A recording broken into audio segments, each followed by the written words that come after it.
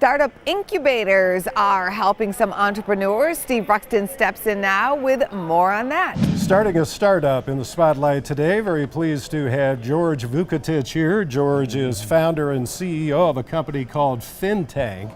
FinTech is Chicago's largest financial technology or fintech hub. George also a major hub and player behind a company called 1871, which is one of the nation's largest startup incubators. And George, good to have you here. Well, thanks, Steve. Great to be here.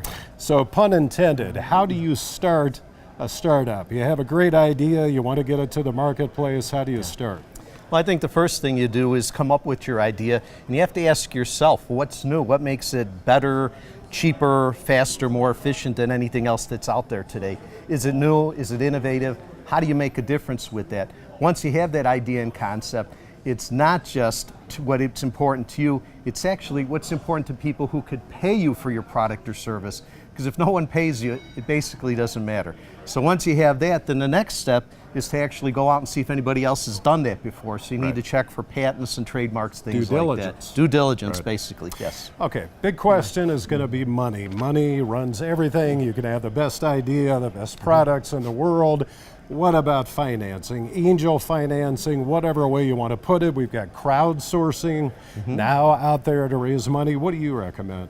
Well, I think first, anybody who's looking at a business should have at least 6 months of money set aside so they can pay their bills, pay the rent, feed the kids if you have them, and work from there. The second thing is, are you willing to commit your own money?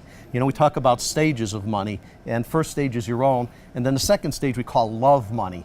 And that's money people give because they care about you, not necessarily your product or idea, up the but they family care and about friends. you and what you have. Right. So if you can get past that, then you're going to have certain things in place before you look to an angel investor or someone like that. They're going to look for things like uniqueness. Generally, they won't invest in a single person company. They're going to want to see a team that's been effective, preferably that's had some success in the past.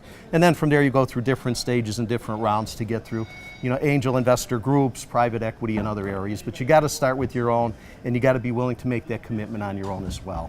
Now, you brought up a team. What about making the right hires as you hopefully get more successful?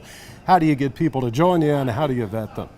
Well, I think hiring people or bringing a team together is probably the biggest challenge there is. Different people have different ideas. You need a technical person, you need a business person.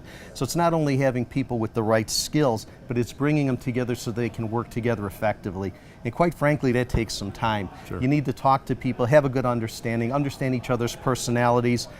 Personally, I've been involved in businesses where, you know, half the team is working 80 hours a week and the other half is working 10 hours. That doesn't work, especially when you get into things like equity share and things like that.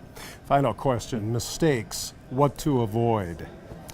I think from a mistake perspective, everybody hears about the glamour of being an entrepreneur, but the biggest challenge is the amount of hours it takes. Being an entrepreneur is not like having a 9-to-5 job. It's a lot of work, it's a lot of dedication, it's a lot of effort, and it's being willing to stick with things when other people aren't. It's a lot of work, but if you're willing to make a difference and if you're fully committed, I'd say go for it. So 25 hours a day, 8 days a week, right? Yeah, there you go. There you go. George, good to have you. Thanks, Steve. Appreciate it. Thank you. Check out businessfirstam.com to find out where to see our entire show. And don't forget to like, follow, and share Business First AM.